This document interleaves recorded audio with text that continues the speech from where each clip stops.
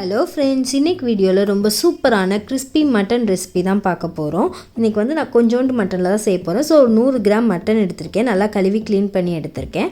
அதில் வந்துட்டு 1 spoon cornflour மாவு, அப்புறம் கொஞ்சம் மைதா மாவு, அப்புறம் கொஞ்சமாக சில்லி பவுடர், ரொம்ப கம்மியாக போதும் ஏன்னா காரத்துக்கு பெப்பர் யூஸ் பண்ண போகிறோம். அப்புறம் கொஞ்சம் உப்பு, 1/4 ஸ்பூன் மிளகுத்தூள் ஆட் பண்ணிக்கலாம். இது எல்லாமே ஆட் பண்ணி நல்லா மிக்ஸ் பண்ணிக்கலாம். எல்லா சைடும் படுற மாதிரி நல்லா மிக்ஸ் பண்ணிக்கணும். சால்ட் வந்து கம்மியாக போட்டால் போதும். எவ்வளோ கம்மியாக போட முடியுமோ அவ்வளோ கம்மியாக போட்டாலே போதும்.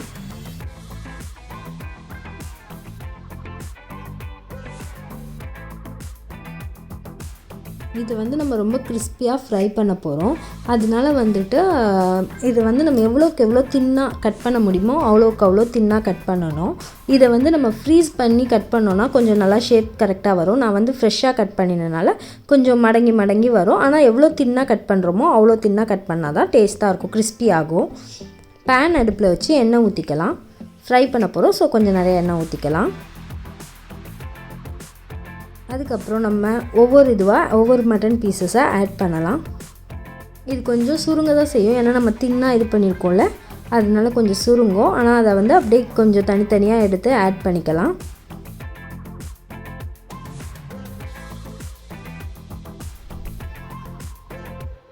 லைட்டாக மட்டன் வந்து நம்ம ஆட் பண்ணும்போது தெறிக்கிற மாதிரி இருக்கும் எண்ணெய், ஸோ கொஞ்சம் கேர்ஃபுல்லாக பார்த்து பண்ணிக்கோங்க. இதை வந்து நான் வந்து ஃபுல்லாக வறுக்கலை, லைட்டாக ஃப்ரை ஆனதும் எடுத்துடுறேன். போட்டுட்டு உடனே எடுத்துடுறேன். திருப்பி இதை இன்னொரு டைம் ஃப்ரை பண்ணணும். அது வேகிறதுக்கு முன்னாடியே நம்ம எடுத்துடுறோம். அதனால் இருக்கிற அடுத்த பீசஸையும் ஆட் பண்ணி அந்த மாதிரி எல்லாத்தையுமே ஒரு டைம் எடுத்துட்டு திருப்பியும் செகண்ட் டைம் அதை ஃப்ரை பண்ண போகிறோம். ஏன்னா அப்போ தான் அந்த கிறிஸ்பினஸ் இன்னும் நல்லாயிருக்கும். ஃபஸ்ட் டைம் எடுக்கும்போது வேகிறதுக்கு முன்னாடியே எடுத்துடுறோம். திருப்பி 2வது டைம் போடும்போது அதை நல்லா வேக வச்சு போடணும்.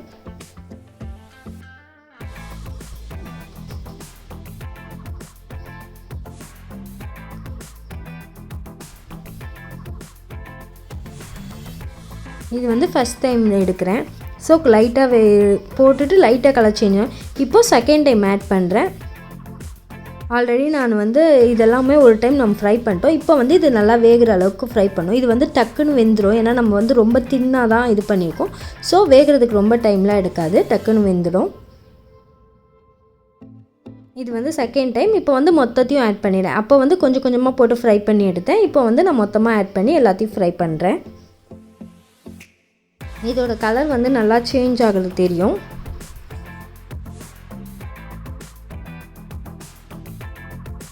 பாருங்கள், இது கலர் சேஞ்ச் ஆகிறத வச்சு தான் நம்ம எடுக்கணும். கொஞ்ச நேரம் போட்டு கலர் நல்லா சேஞ்ச் ஆனதும் எடுத்துடலாம். இந்த மாதிரி இருக்கும்போது எடுத்துடலாம்.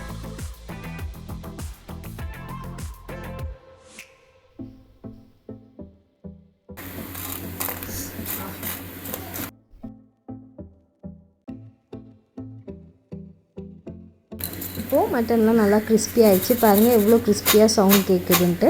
இந்த அளவுக்கு நம்ம நல்லா கிறிஸ்பியாக ஃப்ரை பண்ணி வச்சுக்கலாம். இங்கே கொஞ்சம் வெஜிடபிள்ஸ் கட் பண்ணி வச்சுருக்கேன். அது 1/2 ஆனியன், 1/2 கேப்சிகம், கொஞ்சம் ஸ்ப்ரிங் ஆனியன், இஞ்சி, பூண்டு. இதெல்லாம் இந்த அளவு தான் போடணும்னு இல்லை. உங்களுக்கு கேப்சிகம், ஆனியன் எக்ஸ்ட்ரா இருந்தால் பிடிக்கும்னா போட்டுக்கலாம். இப்போ ஸ்டவ் ஆன் பண்ணி பேன் அடுப்பில் வச்சு எண்ணெய் ஊற்றிக்கலாம். அதில் கொஞ்சம் பூண்டு ஆட் பண்ணிக்கலாம். கொஞ்சமாக இஞ்சி ஆட் பண்ணிக்கிறேன். இஞ்சி பூண்டு லைட்டாக கலர் சேஞ்ச் ஆகும்போது நம்ம கட் பண்ணி வச்சுருந்தா ஆனியனை ஆட் பண்ணிக்கலாம். நான் வந்து ஆனியனை நீளமாக கட் பண்ணி வச்சுருக்கேன். கொஞ்சம் பார்க்குறதுக்கு நல்லாயிருக்கும், சாப்பிட்றதுக்கும் சூப்பராக இருக்கும். நல்லா தின் ஸ்லைசஸாக. அப்புறம் நம்ம கட் பண்ணி வச்சுருக்க குடமிளகாவை ஆட் பண்ணிக்கலாம். குடமிளகா உங்களுக்கு நிறையா இருந்தால் பிடிக்கும்னா நீங்கள் நிறையா ஆட் பண்ணிக்கலாம். இல்லை எனக்கு பிடிக்காதுன்னா உங்களுக்கு கம்மியாக ஆட் பண்ணிக்கலாம். இதெல்லாம் வந்து உங்கள் டேஸ்ட் ப்ரிஃபரன்ஸ்க்கு ஏற்ற மாதிரி நீங்கள் ஆட் பண்ணிக்கலாம். இதில் நான் செஷ்வான் சட்னி யூஸ் பண்ணுறேன். இதுதான் யூஸ் பண்ணணும்னு இல்லை, நான் வந்து செஷ்வான் சட்னி இருந்துச்சு அதனால் அது யூஸ் பண்ணுறேன். சில்லி பேஸ்ட்டு இருந்துச்சுன்னா நீங்கள் சில்லி பேஸ்ட் யூஸ் பண்ணிக்கலாம். அப்புறம் உங்களுக்கு சோயா சாஸ் அந்த மாதிரி சாஸ்லாம் போடுறது பிடிக்கும்னா அது கூட ஆட் பண்ணிக்கலாம். எப்படி சேர்த்தாலும் டேஸ்ட் வந்து சூப்பராக தான் இருக்கும். நான் இதில் வேறு எதுவுமே ஆட் பண்ணல, வெறும் செஷ்வான் சட்னி தான் ஆட் பண்ணுறேன். இது நல்லா காரமாக ஸ்பைஸியாக இருக்கும். ஆனியன், கேப்சிகம் இல்லாமல் கேரட் இருந்தால் கூட நீங்கள் கேரட் கூட ஆட் பண்ணிக்கலாம். இந்த மாதிரி உங்களுக்கு என்ன வெஜிடபிள்ஸ் பிடிக்குமோ, மஷ்ரூம்ஸ் இருந்தால் கூட ஆட் பண்ணிக்கலாம். அதுக்கப்புறம் நம்ம ஃப்ரை பண்ணி வச்சுருந்த கிறிஸ்பி மட்டனை அதில் ஆட் பண்ணிக்கலாம்.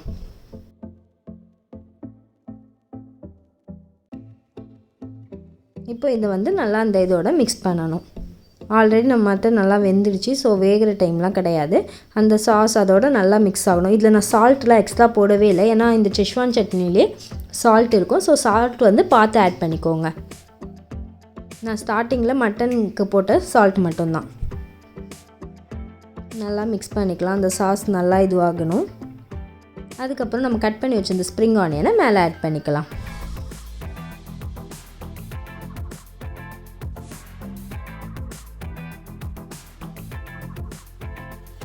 ஸ்டவ் ஆஃப் பண்ணிக்கலாம். நம்மளோட சூப்பரான கிறிஸ்பி மட்டன் பார்க்க ரொம்ப சூப்பராக, டேஸ்ட்டும் ரொம்ப செமையாக ரெடி ஆகிடுச்சு. நீங்களும் ஒரு டைம் ட்ரை பண்ணி பாருங்கள்.